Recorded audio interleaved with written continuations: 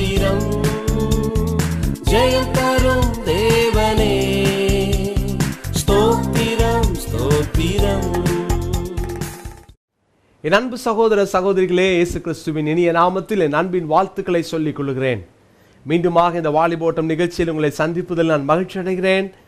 இந்த நிகழ்ச்சியை தொடர்ந்து உங்கள் ஜெபத்திலே தாங்கிக் கொள்ளுங்கள். கர்த்தர் உங்களை இன்னும் அதிகமாய் அவருக்காக பயன்படுத்துவாராக, சாட்சியாய் நிலைநிறுத்துவாராக.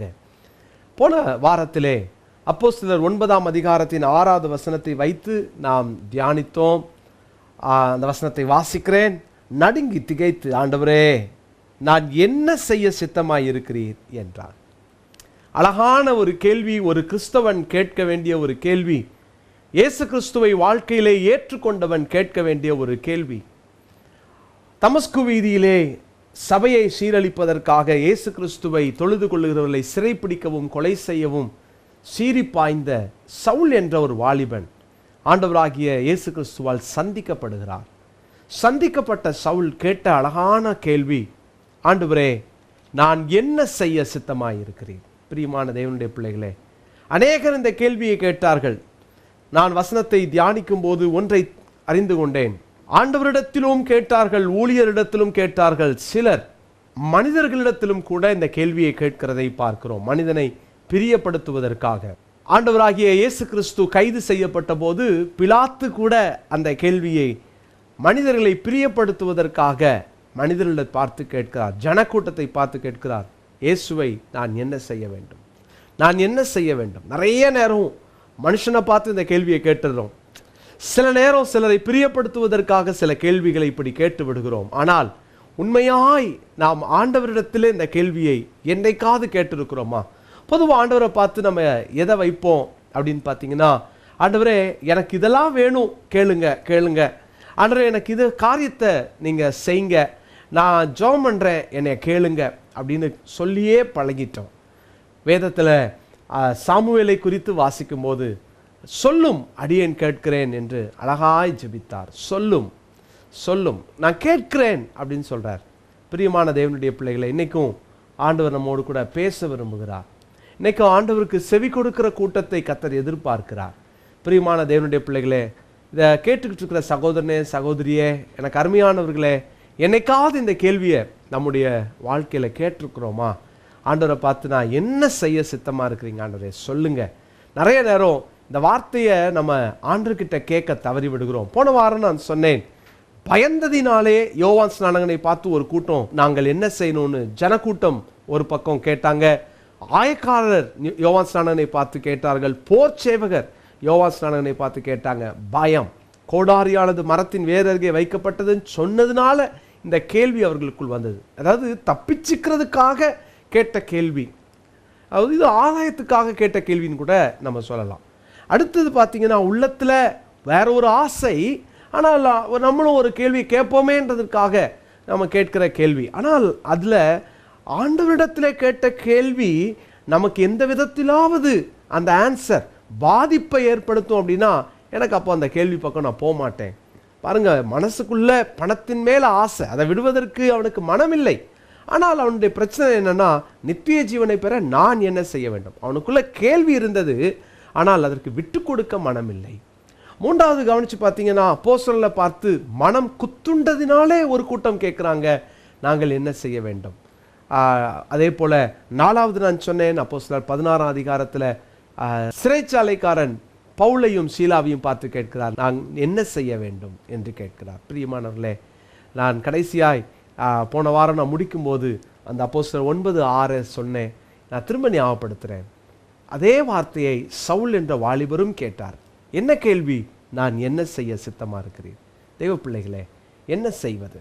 நாம் இன்றைக்கு ஆண்டவரிடத்தில் இந்த கேள்வியை கேட்டால், ஆண்டவர் நம்மிடத்திலே 3 விதமான குணத்தை எதிர்பார்க்கிறார். இந்த கேள்வி கேட்பது உண்மையானால் நம்மகிட்ட ஒரு 3 குணாதிசயம் காணப்பட வேண்டும். 1, முதலாவது, நம்ம கேட்கிறதற்கு அவரை பார்த்து கேட்டோம், நீர் என்ன சொல்லுகிறீர் அப்படின்னு கேட்டோம். என்ன செய்ய சித்தமாக இருக்கிறீங்க சொல்லுங்க அப்படின்னு கேட்டோம். திரும்ப அவர் ஆன்சர் பண்ணார்னா கேட்கறதுக்கு நம்ம ரெடியாக இருக்கிறோமா? முதல்ல கேட்கிற செவிகள் நமக்கு தேவை. நம்ம செவியை டியூன் பண்ண கடமைப்பட்டிருக்கிறோம். சும்மா போகிற வழியில் சொல்லுங்க அப்படின்னு கேட்குறது வேற. அவர் திரும்ப சொன்னார்னா அதை கேட்போமா? கவனித்து பாருங்க. அங்கே மறுபடியுமாக என்ன செய்யணும் அப்படின்னு கேட்ட உடனே அவனுக்கு ரிப்ளை பண்ணுறார். 1 சாமுவேல் 3ஆம் அதிகாரத்தில் நான் ஒரு காரியத்தை உங்களுக்கு காண்பிக்க விரும்புகிறேன். 1 சாமுவேல் 3வது அதிகாரத்தில் சின்ன சாமுவேல் அங்கே தேவாலயத்தில் அவர் படுத்து கொண்டார்.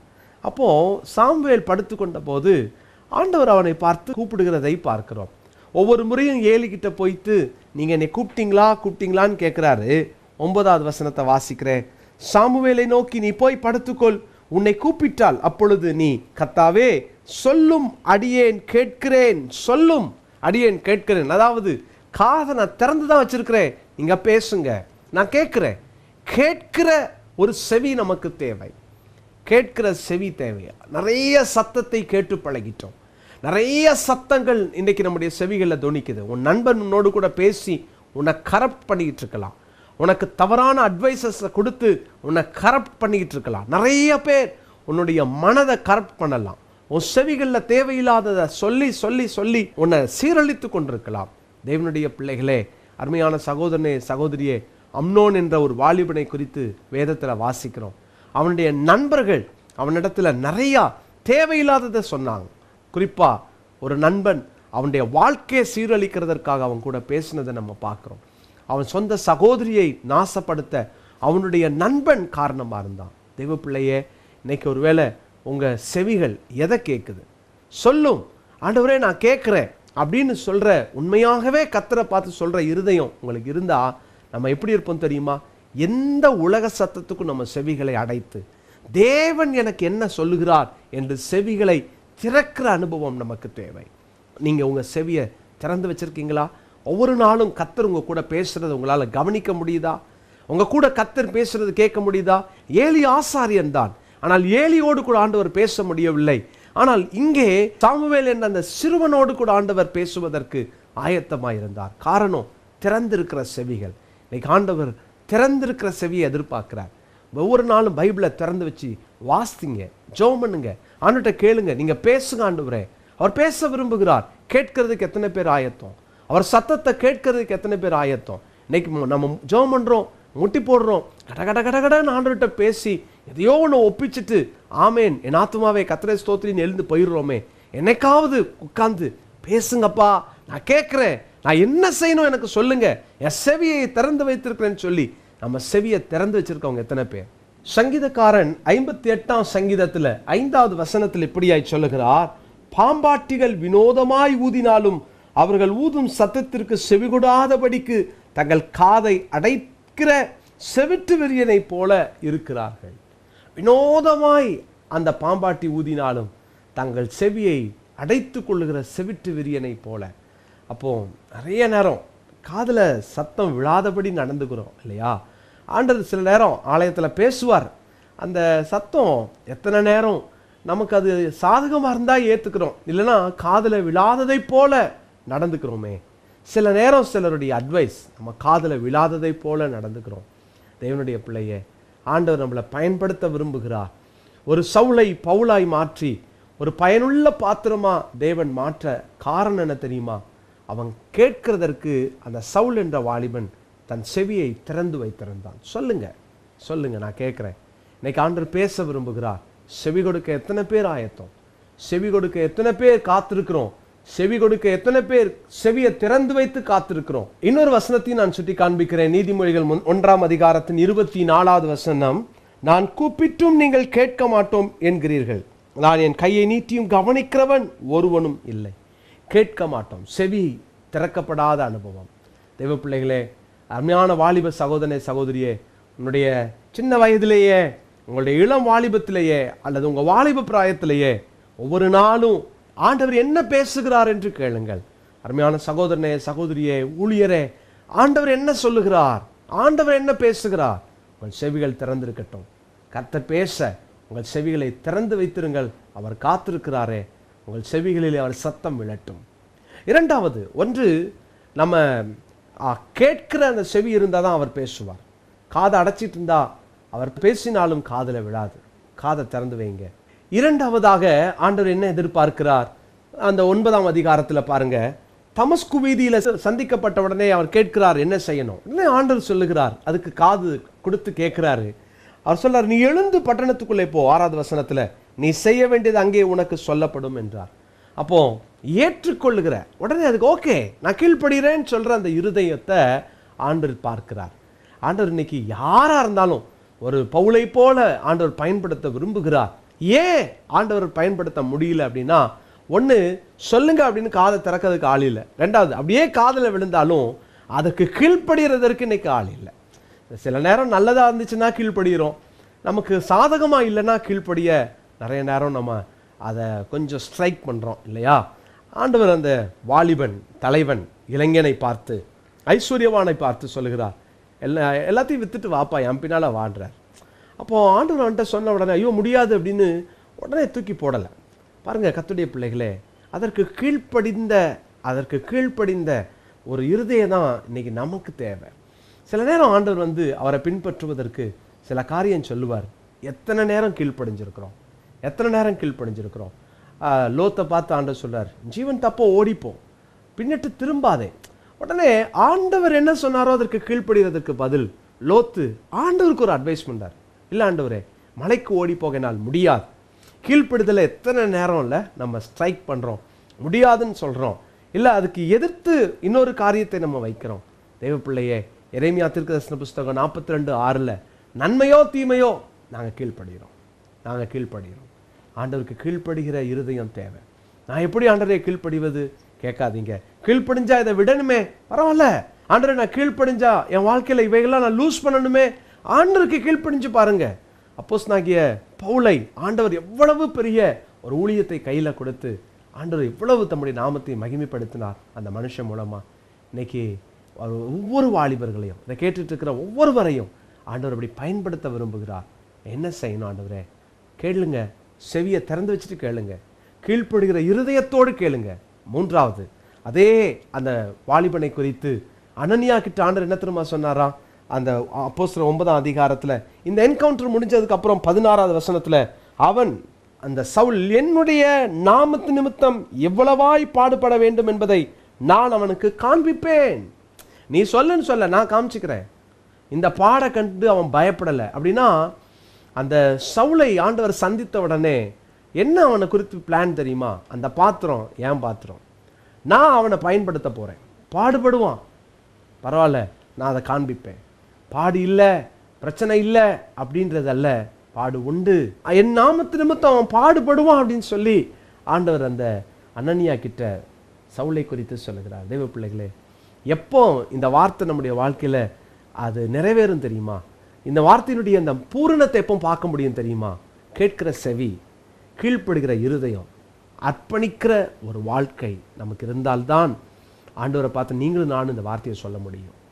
அர்ப்பணிக்கிற ஒரு இருதயம். பரவாயில்ல ஆண்டவரே, குயவன் கையில் இருக்கிற ஒரு பாத்திரம் தான் ஆண்டவர், எப்படி வேணாலும் வணையட்டும், எப்படி வேணாலும் வணைங்க ஆண்டவரேன்னு சொல்லி அவருடைய கைகளிலே நம்மளை ஒப்பு கொடுத்துட்டோமா? இந்த பாத்திரத்தை எப்படி வேணாலும் வணைய அவருக்கு உரிமை உண்டு. வாலிபனே, எப்படி வேணாலும் வணைவர். அர்ப்பணிக்க முடியுமா? இன்னைக்கு இந்த அருமையான நேரத்தில் ஆண்டவரே என்னை வணைந்து கொள்ளுங்க, உங்களுக்கு விருப்பமான பாத்திரமாக வணைந்து கொள்ளுங்க. வலிக்கலாம், பொறுத்துக்கோங்க. ஏதோ ஒன்றை நம்மை கொண்டு செய்ய விரும்புகிறார், ஏதோ ஒன்றை உங்களை கொண்டு செய்ய விரும்புகிறார். அர்ப்பணிப்போமா, ஜெபிப்போமா? நல்ல தகப்பனே, கேட்கிற செவியும் கீழ்ப்படுகிற இருதயத்தையும் அர்ப்பணிக்கிற வாழ்க்கையையும் எனக்கும் எங்களுக்கும் தாரும். தேவைனா கீழ்ப்படுகிறோம், தேவை முடிஞ்ச உடனே நாங்கள் கீழ்ப்படியாமல் செவியை அடைத்து கொள்ளுகிறோம். அர்ப்பணிப்பு இல்லாமலே ஓடுறோம். ஆண்டவரே எங்களை மன்னியும். அர்ப்பணிக்கிற இருதயத்தோடு தொடர்ந்து வெற்றியாய் எங்கள் ஓட்டத்தை ஓடி முடிக்க கிருபை தாரும். தாழ்த்துகிறோம், அர்ப்பணிக்கிறோம், உமது கரங்களில் எங்களை விட்டு கொடுக்கிறோம். உம்முடைய பிரசன்னத்திலே இந்த நிகழ்ச்சியை பார்த்து கொண்டிருக்கிற, செய்தியை கேட்டுக்கொண்டிருக்கிற அத்தனை பேரையும் ஒப்பு கொடுத்து ஜெபிக்கிறேன். மகிமைப்படும், ஆசீர்வதியும், தொடர்ந்து நடத்தும்.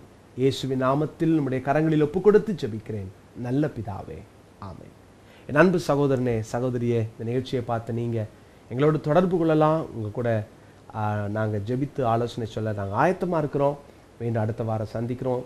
ஆண்டவருடைய கிருபையினால் இன்னும் நீங்கள் ஆண்டவருக்காக பயன்பட விரும்பினால், ஆண்டவருக்காக நான் ஏதாகிலும் செய்ய ஆசைப்படுறேன்னு சொல்லி நீங்கள் ஆசைப்பட்டா எங்களோடு தொடர்பு கொள்ளலாம். உங்களுக்காக ஒரு சீஷத்துவ பயிற்சியை நாங்கள் ஆயத்தம் பண்ணி கொண்டிருக்கிறோம். அப்படி விரும்புகிறவர்கள் நீங்கள் எங்களோடு தொடர்பு கொண்டு நிச்சயமாய் பேசலாம். அதற்கான காரியங்களை உங்களுக்கு நாங்கள் ஏற்பாடு செய்வோம். உங்கள் சபைக்கு அது பிரயோஜனமாக இருக்க நாங்கள் அநேக காரியங்களை ஜெபத்தோடு தீர்மானித்து வருகிறோம். இந்த வருஷத்தில் அநேக சீஷர்களை கிறிஸ்துவுக்காய் எழுப்ப நான் என்ன செய்யணும் ஆண்டவரேன்னு கேட்டு கர்த்தருக்காய் தேசத்தை கலக்குவதற்கு உருவாக்குவதற்கு நாங்கள் ஜெபத்தோடு பிரயாசப்பட்டு வருகிறோம். நீங்கள் தொடர்பு கொள்ளலாம். உங்களுக்கு உதவி செய்ய நாங்கள் ஆயத்தமாக இருக்கிறோம். God bless you. நீங்கள் தொடர்பு கொள்ள வேண்டிய எங்கள் விலாசம் வெற்றியின் ஊழியங்கள் நம்பர் 97 லாமெக் தெரு, ஜானகி நகர், Valasaravakkam, Chennai 87. For prayer and counseling, தொலைபேசி எண் 044 6555 1333 மற்றும் 2486 3381 2486 3382. செல்போன் 9940 212194.